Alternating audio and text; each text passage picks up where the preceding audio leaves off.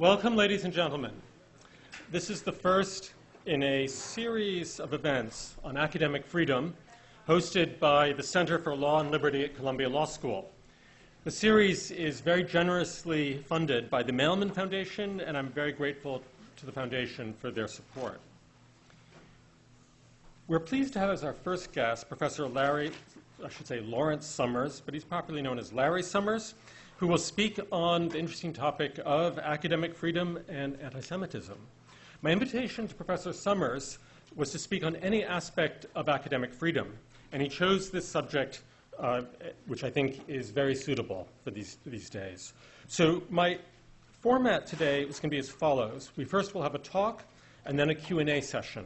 The talk will be about 20-25 minutes. Because there are no audience microphones, the questions from the audience will come in the form of cards. You all have cards and pencils in front of you. Please write any questions you have on the cards and then pass them to the center. I think they'll be collected once during the middle of the talk to get us started, and then others later. Don't feel obliged to rush out questions quickly because there'll be equal opportunity for later cards. I beg you, please write legibly. The fate of illegible cards, I think you can understand yourself. Professor Summers is a distinguished scholar and a public servant. He is the President Emeritus of Harvard University. At the World Bank, he served as Chief Economist and as Vice President of Development Economics. And in our own government, the United States government, he was Undersecretary of the Treasury for International Affairs, Director of the National Economic Council, and Secretary of the Treasury. So thank you very much for coming here. We're very grateful that you're able to talk on the subject.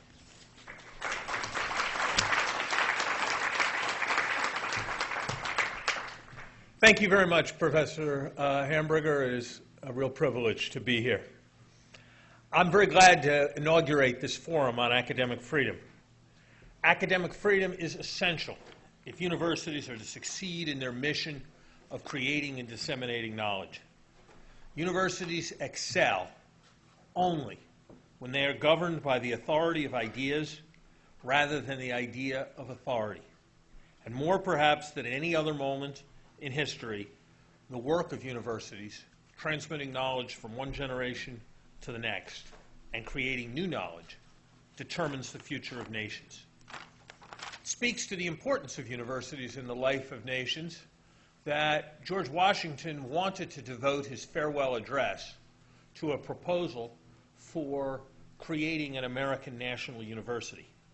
Alexander Hamilton talked him out of the idea, and so he, in fact, provided substantially for a national university, one that actually never happened in his will.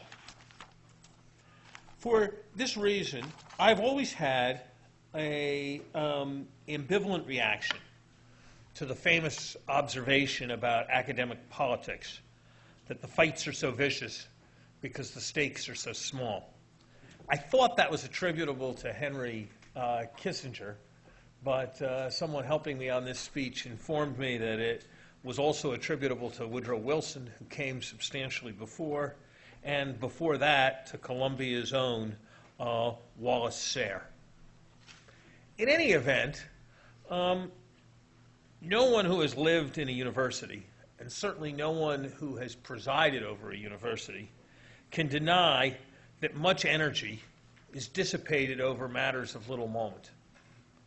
On the other hand, because the ideas that universities produce and pass on are so important, the stakes in what they do, and therefore in the fights they have about their priorities, are so important. This is how I feel about academic freedom debates and about debates involving academic freedom and anti-Semitism in particular. I've chosen this topic for three reasons. First, because discussions of academic freedom without a particular context are, in my experience, platitudinous and unhelpful. It may be that hard cases make bad law, but easy cases provide little insight for those who have to make difficult decisions in the future. In any event, as a meat-eating number-crunching economist, I have little capacity for abstract philosophical doctrine. Second, my labeling of initiatives and statements advocating for Harvard to divest from any company that invested in Israel in 2002 as anti-Semitic in effect, if not intent, was the source of more academic freedom controversy than any other academic freedom issue that occurred during my time as president of Harvard, though I hasten to point out there were other issues not involving academic freedom that involved even more controversy during my time as president of Harvard.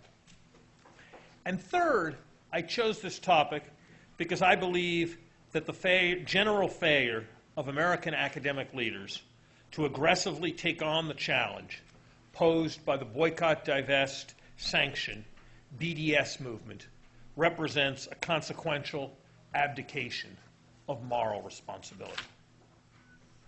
No one, including me, comes to academic freedom matters in a purely abstract way.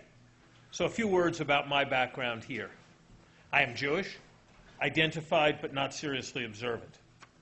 During my lifetime, I have been fortunate in that, unlike so many others, I have never felt there was a prejudice against me, members of my family, or close friends.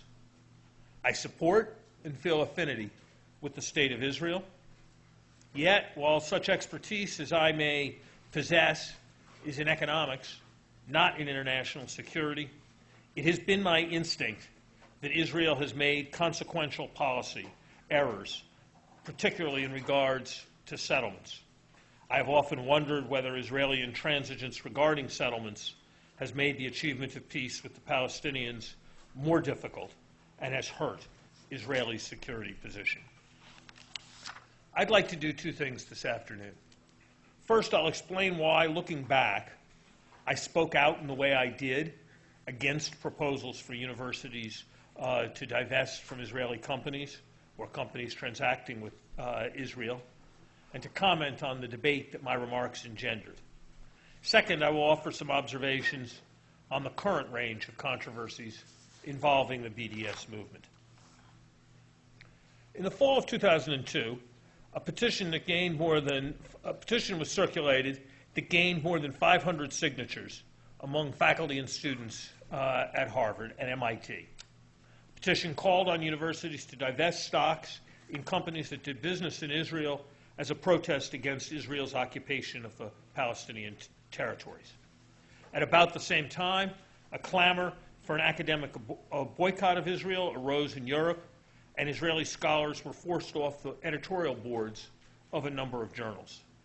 At protest rallies of various kinds on and off campus, students and faculty members were heard comparing Israeli policy to those of apartheid South Africa, and even comparing then-Israeli Prime Minister Ariel Sharon to Adolf Hitler. This was all happening in the broader context of what seemed at the time, though perhaps not in wake of later events, to be a significant surge in anti-Semitic activity, with Holocaust-denying candidates reaching the runoffs for the leadership of several Western countries, and a small epidemic of synagogue burnings. A number of Jewish American and Israeli students in private conversation at the time expressed concern about being in a hostile environment when they were taught by professors who had signed the petition against Israel or lived in residences where the faculty masters had signed the petition. They asked that something be done to make them feel comfortable. The question arose of how Harvard should respond, specifically to the divestment petition and to the broader context.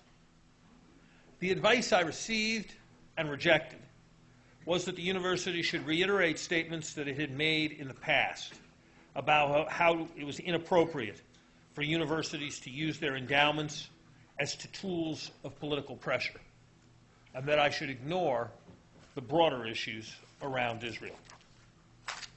Apart from the fact that the university did, in some cases, like tobacco, use its endowment to express its values through divestiture.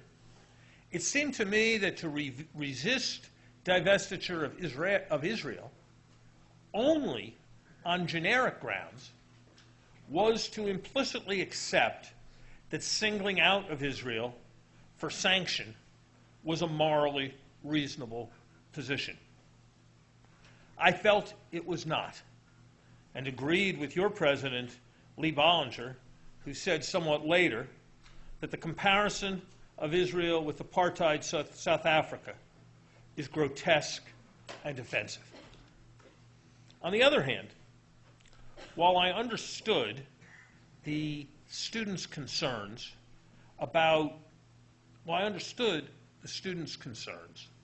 about being made to feel uncomfortable, I felt that while the university's obligation to protect its students from discrimination was absolute, its obligation to protect them from the discomfort of being offended was close to non-existent. And so, while it seemed to me entirely wrong to make any effort to stop any campus activist from having their say, from petitioning in any way they chose, it did seem appropriate to me to speak to the merits of the petition and the broader context. At a Harvard institution known as Morning Prayers that takes its place in Harvard's Memorial Church, I gave a brief set of remarks. I began by saying that I was speaking personally, then explained why I was broadly concerned about what was going on, noted that there was much in Israeli foreign and defense policy that certainly should be vigorously criticized and debated. And then, after describing the divestment petition and academic boycott movements, I observed, quote, serious and thoughtful people are advocating and taking actions that are anti-Semitic in their effect, if not their intent. Towards the end of my remarks, I observed that we should always respect the academic freedom of anyone to take any position. We should also recall that academic freedom does not include freedom from criticism. The only antidote I suggested to dangerous ideas is strong alternatives, vigorously advocated. It is, I believe, fair to say that my remarks were widely noticed. Some applauded what they saw as a university president standing up for Israel and the Jews. It's not quite how I saw it. There were people who thought that I had responded forcefully in moral terms to those seeking to instrumentalize the university in support of a dangerous political agenda. That's probably more like how I saw myself. Many others, like literature scholar Judith Butler in a widely read essay, argued that it was outrageous to equate criticism of Israel with anti-Semitism. I was further charged with undermining academic freedom through bullying because faculty members would hesitate to do things like pushing for divestiture for fear of being labeled anti-Semitic. For several years afterwards, at least in Cambridge, Massachusetts, and perhaps beyond, the divestiture movement was quiescent. I may have persuaded a few people with my remarks, though I doubt a huge number. More did not want to go near anything where they could possibly be seen or labeled as anti-Semitic. Looking back, did I do the right thing?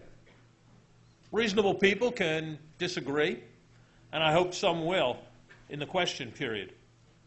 But from my perspective, I upheld academic freedom by making clear that any member of the community could say whatever they wished and could petition the university as they saw fit without fear of retribution. On the other hand, it is also the case that I believe that my suggestion that the divestiture and boycott movements were anti-Semitic in effect, if not intent, has stood up rather well. Note, I did not label anyone as an anti-Semite. I said instead that the effect of actions they favored, singling out Israel for economic pressure, if carried out, would be anti-Semitic in opposition to the Jewish people. We live in a world where there are nations in which the penalty for homosexuality is death, in which women are stoned for adultery, in which torture is pervasive, in which governments are killing tens of thousands of their own people each year. But proponents of Israeli boycotts and divestiture and sanctions, do not favor any form of pressure against any country other than Israel. The U.S. State Department, in August of 2014, proposed a relevant criterion when they wrote, while criticism of Israel cannot be automatically be regarded as anti-Semitic, rhetoric that applies double standards to Israel crosses the line of legitimate criticism. Similar sentiments are expressed in European documents on anti-Semitism. Does anyone doubt that if African countries were singled out for sanctions, when non-African countries guilty of the same vice were not sanctioned, that proposal would be regarded as racist, and rightly so? A different issue is raised by a different concern. I am fairly confident, as I said before, that my speech did cause some, perhaps many people, to be more hesitant about supporting divestiture and the like. Not, I would acknowledge, principally because they were persuaded, but because they did not want to be embroiled in controversy. I would have to say that at the time, I regarded this as a feature, not a bug. It was my intent and my effect. Academic freedom does not include freedom from criticism. There was also the element of helping to create a better environment for students put off or intimidated by what they saw as hostility to their identity. Since actions taken by large and vocal groups within the university can easily be seen as reflecting some kind of university view, I felt it was crucial to make clear that the university was not engaged in singling out any country. And in the same way that speaking out against racism both educates and deters, I believed that speaking out against actions that crossed a line with respect to anti-Semitism was salutary as well.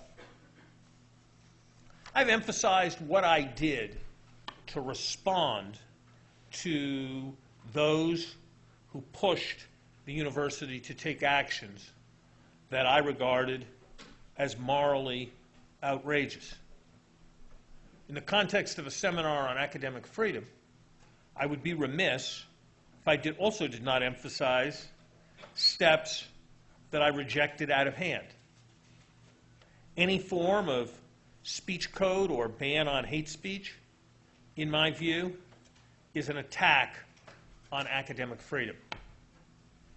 Any form of civility pledge that seeks to constrain speech such as Harvard's pressure on the class of 2015 to sign a pledge vowing that, and I quote, Harvard Yard would be a place where the exercise of kindness holds a place on par with intellectual attainment, seems to me to invite censorship and restriction on speech. Any limitation on the right of faculty or students to invite any speaker they wish to hear from, as long as there is no implied university endorsement of the speaker or the speaker's views, is, it seems to me, an intrusion on academic freedom. And any disinvitation by university administrators of any speaker previously invited because of a judgment that the speaker or the speech would be wrong, immoral, or inflammatory represents an attack on academic freedom. Of course, in rejecting these measures, I did not commit to refrain from criticizing the wisdom or morality of statements, publications, or even invitations if I felt that doing so was in the interest of the community. Where are we now? While I believe that pressure for boycotts, divestment, and sanctions declined for a few years in the middle of the last decade, these pressures have grown sharply in recent years. I will leave to others to assess broader global developments involving anti-Semitism. Charles Small, who has done great work on these questions, is in the audience here. It is my impression, though, that there are more grounds for concern today than at any point since the Second World War. It is a sad irony that Theodor Herzl, the founder of modern Zionism, hoped that the establishment of the State of Israel would bring an end to anti-Semitism. Yet on college campuses in the United States, vilification of Israel has perhaps never been so great. Several academic associations have voted for an academic boycott of Israel and Israel alone, most notably the American Studies Association. The matter has been considered seriously by several more. Universities with increasing frequency find themselves unknowingly lending their name and sponsorship to conferences in which the legitimacy of Israel as a state is challenged. While anyone is free to hold any opinion they wish and to express it, no member of a university community has the right to arrogate the prestige of the institution behind their personal view. Pressure for symbolic economic sanctions mounts and occasionally succeeds. As one example, Harvard's dining service, in a decision that was apparently not reviewed at any senior level, bowed to pressure from a small group of students to stop purchasing soda dispensers that had been manufactured in occupied parts of the West Bank. Anecdotal reports suggest that swastika graffiti, comparisons between Israel and the intimidation of Jewish students are taking place more than they have before. The response of most academic leaders to these developments has tracked the advice I received with respect to the divestment petition back in 2002. There have been strong responses, but they have been of a generic nature, going to issues of avoiding the politicization of universities, and not to the highly questionable nature of the specific acts and proposals. Take, for example, the American Studies Association boycott. It has been widely condemned. The New York Times quotes a raft of university presidents saying things like, "Such boycotts threaten academic speech and exchange, which is our solemn duty as academic institutions to protect." Or, in the words of former Princeton president and reigning academic elder statesman William Bowen, Boycotts are a bad idea. It's a dangerous business and basically unwise for institutions to become embroiled in these kinds of debates. The consequences are just too serious. There are two problems with this line of argument, in my view. First, it's too broad. It's far from clear that academic boycotts, in fact, are always inappropriate. Should American universities have cooperated fully with Nazi universities and loyal Nazi scholars in the late 1930s? Would a university that indicated that while individual scholars were free to do what they pleased, it would not invite members of the Ku Klux Klan to speak in its civil rights lecture series be doing something wrong? Are not de facto academic boycotts a regular part of academic life? Biology departments boycott creationists. Astronomy departments boycott astrologers. Philosophy departments boycott objectivists. Second, the approach of simply condemning academic boycotts misses the point. For the same reason that proposing divestiture was advocating something that was anti-Semitic in effect, if not intent, the academic boycott of Israeli universities and scholars from no other country is also highly dubious. It sought to demonize only the Jewish state. It was unrelated to the expertise of the American Studies Association. What should university presidents have said and done? I would have said something like this. The decision of the American Studies Association, supported by a majority of its membership, to single out Israeli institutions and Israeli scholars for selective boycott is abhorrent. The university believes it is very dangerous for scholarly associations to insert themselves into political issues outside their range of competence. While individual members of the faculty and students are free to do as they wish, the university is withdrawing its institutional membership from the American Studies Association. We will withdraw from any scholarly association that engages in similar boycotts with respect to Israel or any other country. Such statements would, in my view, have brought moral clarity where it is currently missing. The main problem with the boycotts is not primarily that some exchanges that might have taken place will not take place. It is that the American academic community is being implicated in uniquely persecuting the world's only Jewish state for sins that even on the least sympathetic reading are small compared to those of many other nations. In the same vein, I believe that universities should make clear that their names cannot be invoked as the purported sponsor for conferences or dialogues in which the primary thrust is the demonization of Israel. When errors happen, they should be called out. And it goes without saying that they should not allow themselves to be used as part of economic leverage against Israel. At one level, the issues I am discussing seem small. The actions of universities are unlikely, in any event, to have a material impact on the course of history in the Middle East.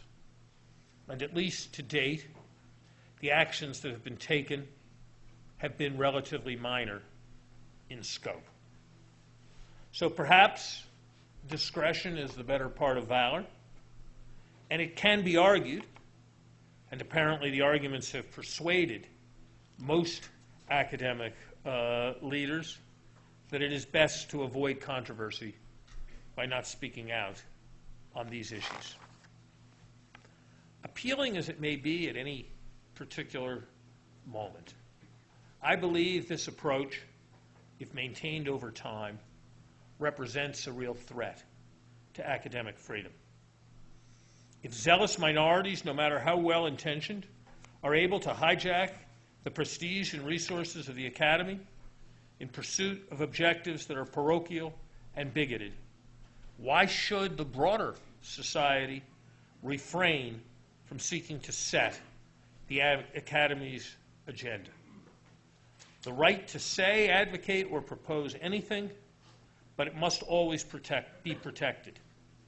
But it must come with others' right and even obligation to call out words and deeds that threaten the community and the values of moral concern and rational inquiry for which it stands.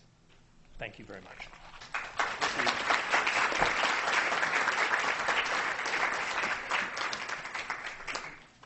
So at this stage, I hope some members of the audience, the edges of the aisles, will volunteer to bring forward some of those cards so that I can go through some of the questions. And in the meantime, I'm going to begin with my own question. So at the University of Chicago, there was drafted by a gentleman known as Harry Calvin, a report known now as the Calvin Report, which is a centerpiece for academic freedom in this country, across the nation, which emphasizes that the university has an important but actually very restrained role, the role of defending freedom of speech, because that's a distinct value of the university, but not engaging in any substantive political or social position, lest it somehow restrain or intimidate or suppress speech on campus. And I'm wondering whether, as president of Harvard, you went beyond what you think you went beyond what the Calvin Report requires. It sounds as if you are going beyond what the Calvin Report would seek, because instead of just discouraging intimidation, discrimination, and suppression of speech on campus, it sounds as if you're participating actually in the debate itself. Any thoughts on this? It's a good and it's a very fair question, and I gave it a lot of thought. I obviously gave it a great deal of thought. What I was responding to was not a controversial idea that was put forth on campus. What I was responding to was a proposal to instrumentalize the university towards a political objective.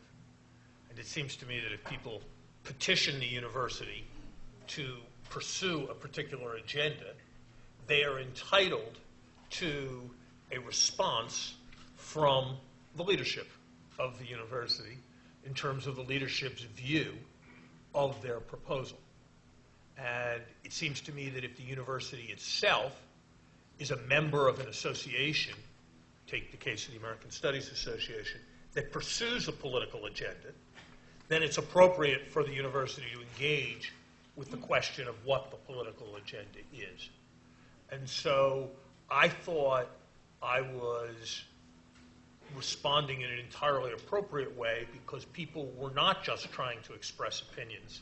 They were trying to implicate the university in their opinions.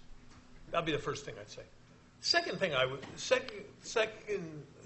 say is that in its strong form, the Calvin position is, I think, untenable.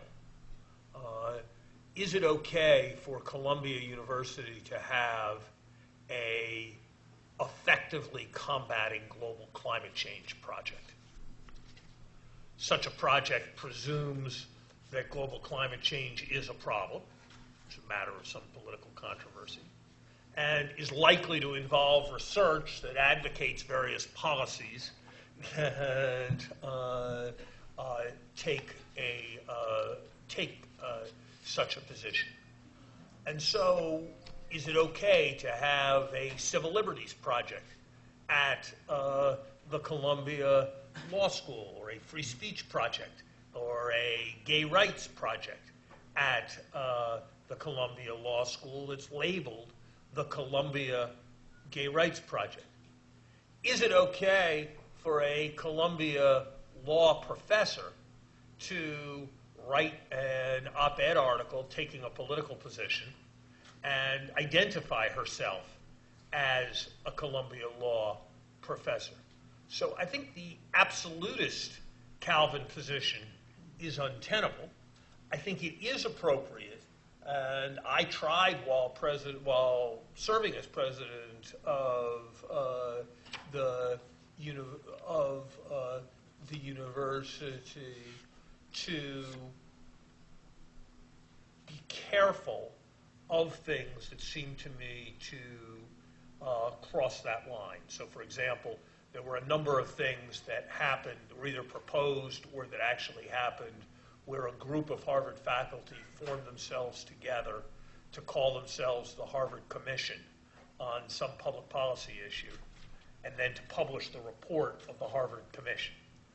And I took the position that we weren't going to have we should not have the Harvard Commission. We could have the Professor Smith report, but that one should be quite careful about avoiding the politicization of the university on precisely the principle that Professor Calvin advocated.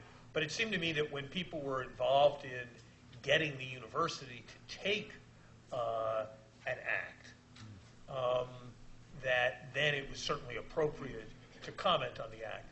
And I guess the last thing I would say, just actually thinking back on it, and I sort of passed very lightly over it in my remarks, the one part of what I did that I think, that I'm not sure I would have done if I had it to do over again, actually was implicated by this question. I began my remarks by saying something like, I am speaking here personally, not as president. And I did that in part in recognition of your kind of concern. And I think in retrospect, I was president. The remarks got attention because I was president. And I knew they were going to get attention in the way they wouldn't have gotten attention when I was a professor in the economics department because I was president. And so I probably should have either decided I was going to do it or that I wasn't. But there was an element of paying respect to Calvin and still providing the moral leadership I wanted to provide. There was an element of trying to have it both ways in my comment about speaking personally rather than president, that I wouldn't want to, I respect the impulse I had at the time, but I wouldn't want to mount a strong defense of that today. Very interesting. Thank you. And thank you for the questions. Preference is going for the best, the most legible. A completely apolitical Don't decision. hesitate to ask the most critical. It will not offend me, I promise. But it's the most legible that I care about. So you'll get the full range, I assure you. So if you were in the position of Brandeis President Fred Lawrence last year, which resulted in the disinvitation of Hirsi Ali to receive an honorary degree, how would you have responded to student community criticism that her honorary degree would have been a sign of approval of her anti-Muslim remarks?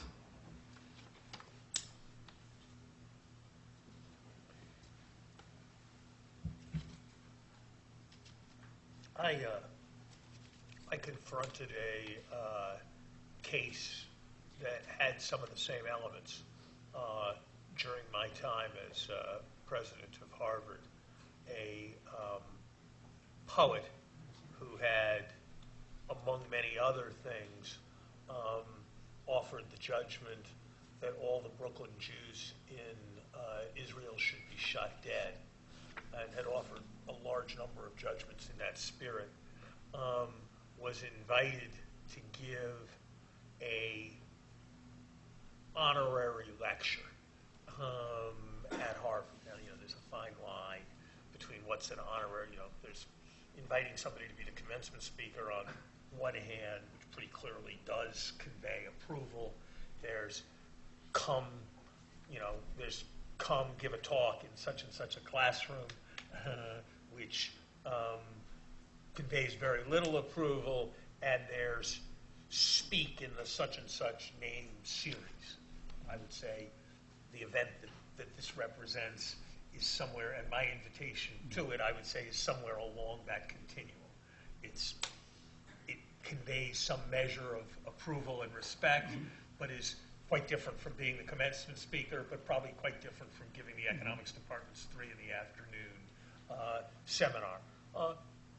This poet, who I think no one would attempt to defend a variety of the things he said, including in his poetry, was invited to speak in the English department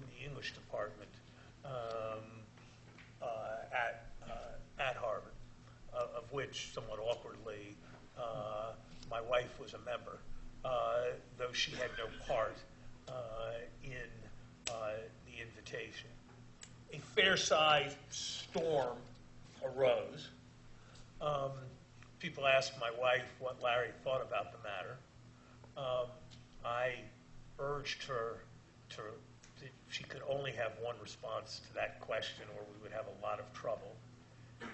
His phone number is 617-495-1502 if you wish to know.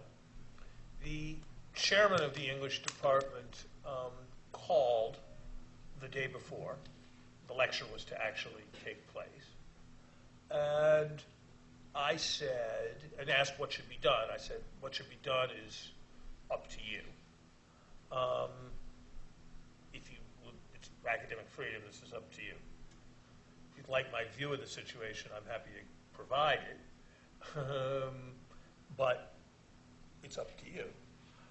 He said he'd like my view of the situation. And I said I thought it reflected very, very poorly on his colleagues that they had chosen this person to speak. That I didn't know whether it was worse if they had known about all the anti-Semitic poetry and invited him anyway, or whether they had managed to not know what was pretty open and notorious about the person. But I thought that it really reflected very poorly on his colleagues that they had invited him. But that having invited him, I did not think it was tenable to disinvite someone who had been invited because his views were offensive, especially when he hadn't done anything offensive between the time when he was invited and the time when the lecture was to take place. And so responding to the protest seemed to me to be wrong. And I thought that I thought with a lot of experience with press and politics, that if he thought he could have a conversation with the person and the person could decide not to come, and that would not constitute a disinvitation, he was extraordinarily naive. I was going to say, this gets to a very interesting problem, right? So this is exactly the Brandeis case, which was, Brandeis had no obligation to extend this invitation. I can understand why a university would choose to honor Hersali. I could understand why a university would choose not to honor Hersali. But it seemed to me that it was untenable, having extended the invitation, to not carry forward with the invitation on academic freedom grounds.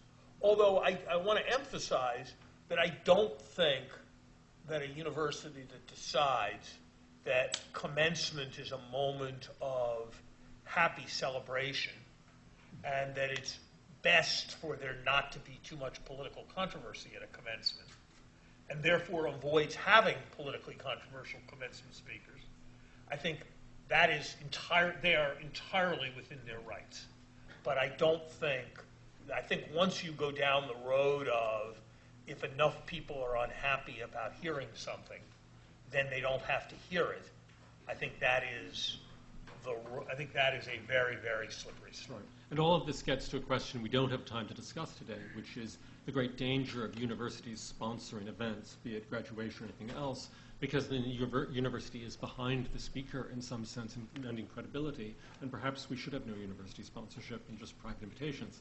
But that's another discussion. But that is, I want to say that I want to get to their questions. I'm just going to make a short remark. Okay. I think that is a very important issue, and I have considerable sympathy with that. It is not the trend of the times. No. The trend of the time, and by the way, this is made more substantial an issue by the fact that, as frankly, I took it out because I didn't have time to talk about it, but the composition of most Middle East studies departments in the country is not marked by balance on these sets of questions. And that's a manifestation of a broader imbalance. 96% of the political contributions made by Ivy League professors went to the left half of the political spectrum.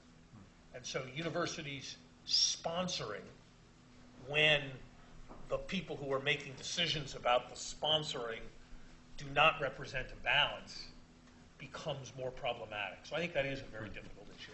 So we had a number of questions which run along the following lines. I'm just taking one of them. You spent a great deal of time discussing how many other countries commit the same human rights violations as Israel, and that Israel nonetheless is just being singled out. But isn't Israel different, and therefore, and in a way that deserves attention because of its relationship with the U.S. government and other considerations such as its strategic location and so forth? You have an idea. We have special connections with Israel. Perhaps it deserves special attention. Israel is different. Saudi Arabia is different. The Congo is different. Every country is different. The question is, what about is there a difference that would represent and would provide a moral grounding for an argument for, say, boycotting scholars from Israel and not boycotting scholars from other countries? It's hard for me to see why its location would constitute such an argument. It's actually hard for me to see why. I think there are entirely legitimate arguments that of the kind Steve I want to be very clear. I do not agree with the arguments, but there are entirely reasonable discussions, or at least discussions to have on the question of, does the United States disproportionately support a country that has a relatively small population and relative to its strategic importance? I mean, those are quite legitimate issues for discussion in the context of American foreign policy. I don't believe those issues represent an obvious reason why, even if you thought the answer to that question was yes, why would it represent a reason why the university should allow itself to be instrumentalized in opposition, in moral opposition to Israel, rather than in moral opposition to other countries?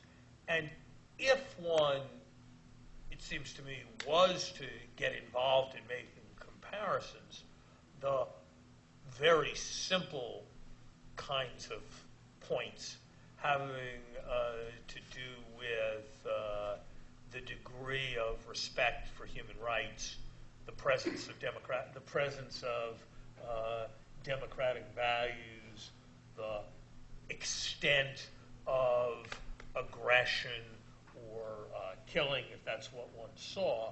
I think all of those points on which it is very, very hard to get Israel very high up on the list would also come into play. So I don't really see what the strong argument would be along those lines. So let's turn back to the role of university president. When and how should universities uphold academic freedom when the proponents of a point of view are substantially funded by outside sources? And the question raises this in connection with the BDS movement, suggesting that that's largely funded by Middle Eastern pro-Palestinian sources, but we can flip it around too. There are a lot of events that are funded from other perspectives, for example, from Jewish sources, or I don't know about Israeli sources, and we can replicate this also along a host of political lines. It would be very interesting to see a university's contribution list and where the money went. How should this play into it?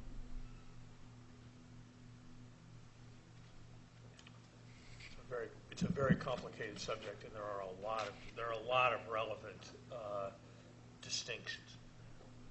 In general, the goal you strive for is that donors are permitted to specify what their money will be used for in terms of broad subject areas, but they are not permitted to specify which professor will be appointed or what the beliefs of the professor are who will be appointed in their name. And I think that is very much right. And I think universities in general, my impression is universities are actually, the top parts of universities tend to be quite sensitive to these issues and to maintain some awareness of them. The difficulty tends to come one level lower, which is the university has an institute for banana studies. A set of people who are interested in bananas have funded the university. They have allowed the professors of banana studies to choose the center director they want and to choose the research agenda of the Institute for Banana Studies. But everybody in the Institute for Banana Studies kind of knows that the people who are supporting it, who have never given their last gift, or are never believed certainly to have given their last gift, like bananas. And that writing studies that say that bananas are bad for health is likely to be a problem for subsequent funding, and that is an issue. And I think that's a real issue. I think anybody who says it's not is wrong. I think that in general there should be more transparency than there tends to be about gifts that have a financial interest. On the other hand, it's a mistake for anybody to get too holy about all of this. And having sat with these things, it's very easy to have, I can write a terrific set of principles that will cause everything to be very, very clean. It's not hard to write a set of principles that enforce cleanliness. It's just the universities are a really good thing, at least I believe it is, and when it's able to admit more students who are poor, that's good. When it's able to do more research, that's good. When it's able to provide more opportunities for faculty and more subjects to work, that's good. And there is a trade-off. If you make the conditions on gifts sufficiently onerous, then you are compromising your ability to raise funds. And so my general principles were, we don't take money to further somebody's agenda. And if a reasonable person thinks we're taking money to further an agenda, we've made a mistake. We try to be as transparent as we reasonably can so that other people can make judgments about the money that we take, and we try to have things reviewed on these questions by relatively disinterested parties. So let me just follow But up. it's a very imperfect world. Right. It's very imperfect indeed, because most faculty at universities are required to sign conflict of interest statements in which we give full disclosure. And surely universities should do the same. I endorse your transparency principle, but would only urge that not be reasonable transparency, but complete transparency, because at least in the field of Middle Eastern studies, and by the way, remember, area studies are introduced by the government, by the CIA, 40 years ago. We end up having a lot of politicized donations, don't we? From every direction. It's not just the Middle East. But. So let's sort of talk a little bit about what that means. So I have actually made the same point you made, which is that faculty have to do a bunch of reporting about transparency, and perhaps the university should consider emulating some part of what it requires on its faculty. So I think so I agree with you that that's a useful analogy. But let's say you wanted to give $25 million to Harvard for the study of water pollution. So we should report your name. A, can you give the money anonymously? Are we going to say we're not going to take an anonymous gift? No. You'd be an expensive position to say we're not going to take an anonymous gift. As part of reporting it, are we going to have to say that Professor Hamburger has given us $25 million? Somebody might regard it as very relevant what the provenance of your $25 million are. We going to ask you to fill out a form explaining where you got your 25, how you made your 25, how you made money? Are we going to ask you, perhaps you've been very active in some political movements. Are we going to ask you to explain what political movements you've been in, and then are we going to make that information available publicly? If we're going to ask you to sort of fill out the same forms, pretty quickly you'll conclude that you have to fill out the same forms that I had to fill out in order to become Secretary of the Treasury. But not that far. Well, but if we go very far down that road, right. I mean, the donors to universities tend to think they're doing the university a favor, that they're helping the university. And so, again, I would take faculty forms as the same measure, but we needn't go too far down this rabbit hole. The faculty forms. If you literally ask donors to fill out the faculty forms, my judgment, which is experienced, is you would lose 75% of the big donors. So this is a great argument for reducing the faculty forms then. So we have only a few minutes left. I want to give you a last. I'll give short answers. Okay. So let's do one more quick question, and then I'll give you a minute to sum up. So the final question we can get to is whether perhaps we should worry about double standards. We cannot have every political commentator address every issue across the globe. No one, when mentioning, for example, taking of territories, really necessarily has to discuss every taking of territory in every country. That would actually stymie intellectual inquiry. And so perhaps it's too much to demand that the same standard be applied by the same speaker to everyone at the same time. Such is the drift, at least, of several questions. I think that's a very legitimate. It's a very legitimate concern. I think that the standards for a single speaker are probably different from the standards for a mass movement or a large institution taking on a given cause. I think it would be odd for the university, for example, to dedicate itself to an environmental problem in the face of, say, the university this year is going to focus on research on environmental problem X, and that's going to be the priority for the university, if it was really very obvious that there were 6 more serious environmental problems. It would just be odd.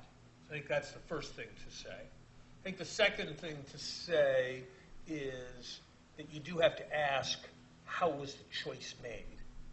And were there legitimate grounds for the choice? I mean, to venture outside of my real area of competence. The Supreme Court introduced many years ago the concept of a suspect classification that was sort of designed to say if you did something that had discriminatory impacts based on race or religion, that was sort of worse than, and was going to get studied much more closely than if you did something that was based on having your name begin with a vowel, because there had been a long history and a long ground for concern.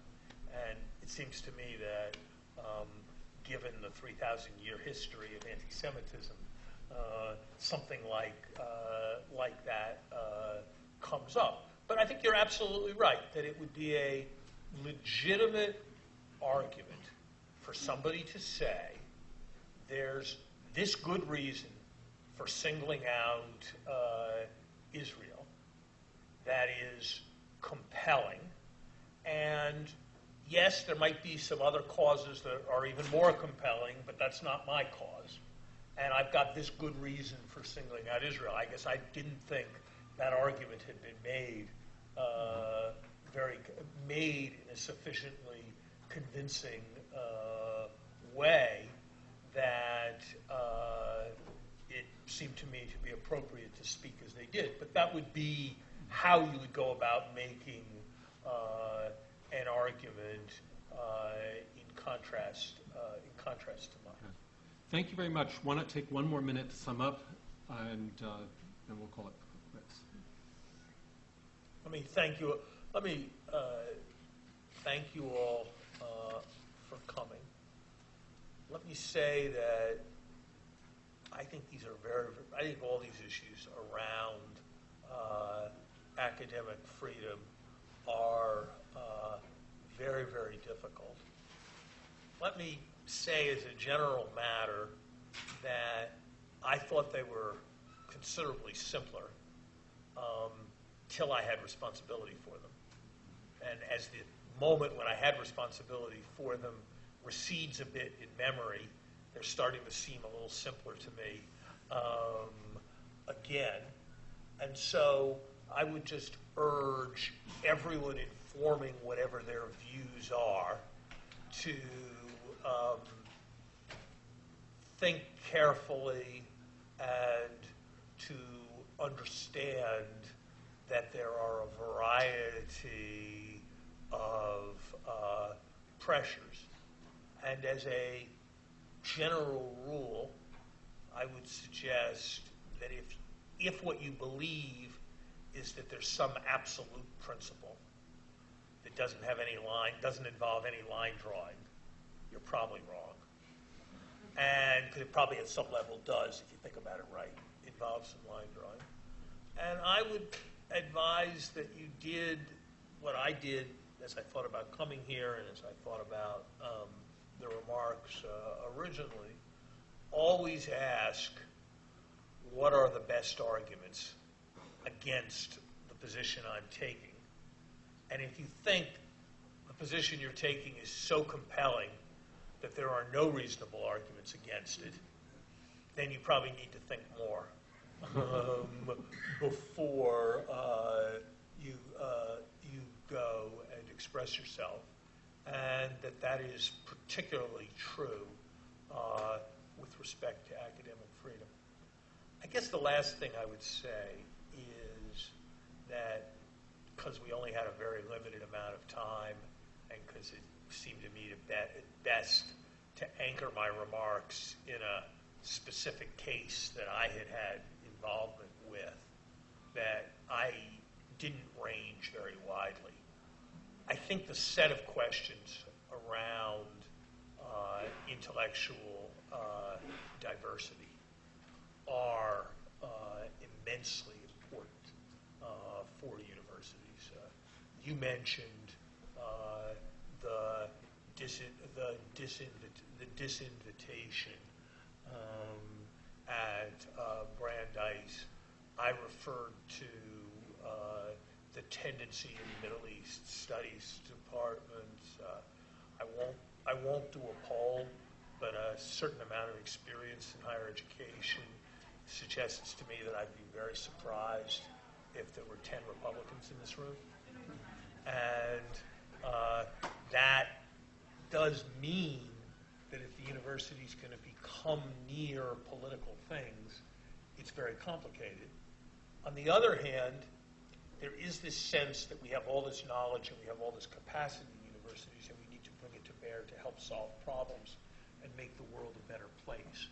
And so the withdrawal position runs into that problem. I suspect if I was currently a university president, my reflections having to do with academic freedom would have to do with that challenge between the university making a contribution to broader society and maintaining the separateness to which it's entitled, to which gives it the right to resist society's various incursions on it. Thank you. Thank you very much. Thank you for the chance to be with you.